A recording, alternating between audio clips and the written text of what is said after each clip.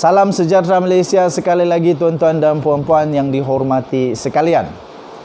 Kes Hakim Mahkamah yang telah menjatuhkan hukuman penjara 12 tahun penjara dan 210 juta ringgit Malaysia denda kepada Datuk Seri Najib Tun Razak masih lagi bergegar-gegar di Malaysia, masih lagi mengejutkan seluruh warga Malaysia, masih lagi dipersoalkan kewajaran, masih lagi dipersoalkan secara perlembagaan dan sebagainya. Terbaru ini tuan-tuan dan puan-puan, Ketua Hakim Negara akhirnya mengeluarkan kenyataan bahawa memang pada kebelakangan ini agak keterlaluan Badan Kehakiman dikritik. Tuan-tuan dan puan-puan, kita harus mempertahankan kedaulatan undang-undang negara Malaysia. Pengasingan kuasa perlu dipertahankan. Tetapi tuan-tuan dan puan-puan, baru sebentar tadi, hari ini 29 April, pakar undang-undang akhirnya memberi satu lagi pencerahan penting kepada seluruh rakyat Malaysia tentang perkara ini, supaya rakyat Malaysia tidak berasa bingung, tidak pula memberikan tomahan tak berasas, tidak juga memberikan pendapat yang tidak betul dan sebagainya. Kita sama-sama belajar. Kita sama-sama belajar daripada yang pandai. Ini seorang pakar undang-undang bersuara untuk memberikan ilmu kepada kita. Denyut nadi suara rakyat bergema di channel ini. Kamu komen itu, mari kita sama-sama. Jangan skip, tolong stay selama mungkin supaya kita dapat ilmu. Ilmu itu kan pahala. Okey.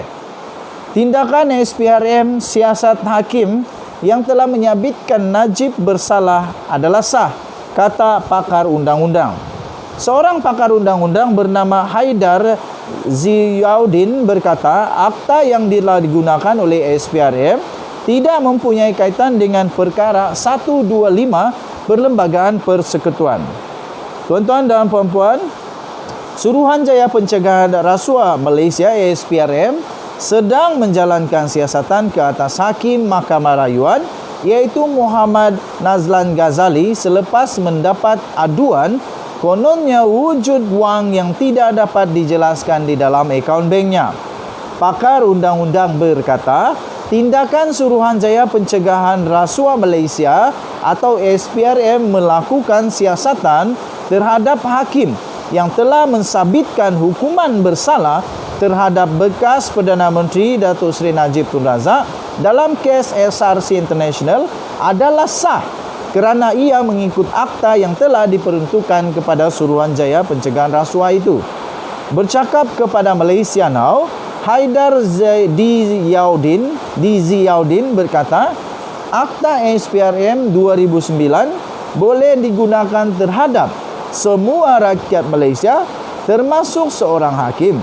Justeru, Badan Pencegah Rasuah itu tidak melakukan sebarang kesalahan, kata pakar tersebut.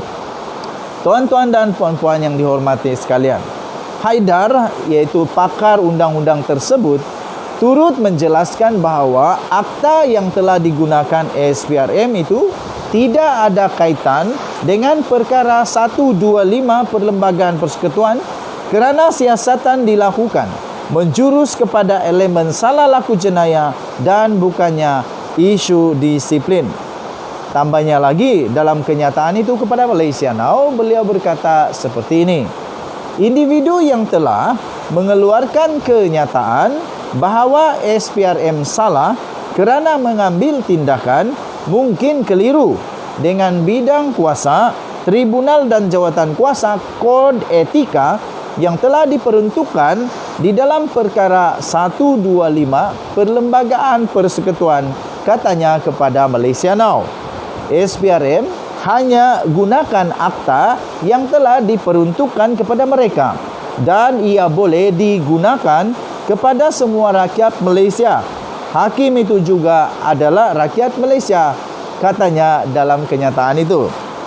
Tuan-tuan dan puan-puan yang dihormati sekalian, SPRM dalam kenyataannya pada hari ini berkata, ia tertakluk dengan prosedur untuk menyiasat sebarang laporan atau aduan walaupun terhadap penjawat awam termasuklah hakim mahkamah. Baru-baru ini SPRM telah memulakan siasatan kepada hakim mahkamah rayuan iaitu Muhammad Nazlan Ghazali berhubung satu dakwaan yang bahawa wang yang ada di dalam wang yang tidak dapat dijelaskan yang ada di dalam akaunnya. Tuan-tuan dan puan-puan, Nazlan adalah merupakan seorang hakim yang mahkamah tinggi, sebelum ini hakim mahkamah tinggi yang telah mendapati Najib bersalah bagi kesalahan pecah amanah, salah guna kuasa, pengubahan wang haram dan penyelewengan sebanyak 42 juta ringgit Malaysia dana SRC International. Saudara berhad, tuan-tuan dan puan-puan, beliau telah menjatuhkan hukuman selama 12 tahun penjara kepada Datuk Seri Najib Tun Razak dan denda sebanyak 210 juta ringgit Malaysia ke atas bekas Perdana Menteri Malaysia itu, iaitu bosku Datuk Seri Najib Tun Razak. Namun begitu, Badan Peguam Malaysia menyatakan bahawa siasatan SPRM terhadap Nazlan merupakan tindakan yang bertentangan dengan perlembagaan dan melanggar doktrin pengasingan kuasa serta menjejaskan kebebasan badan kehakiman. Mengulas mengenai perkara ini pula, Haidar menjelaskan tindakan di bawah perkara 125 Perlembagaan Persekutuan hanya merujuk kepada salah laku melibatkan pelanggaran kod etika dan disiplin serta tidak mencakupi perbuatan yang menyalahi undang-undang lain termasuk jenayah.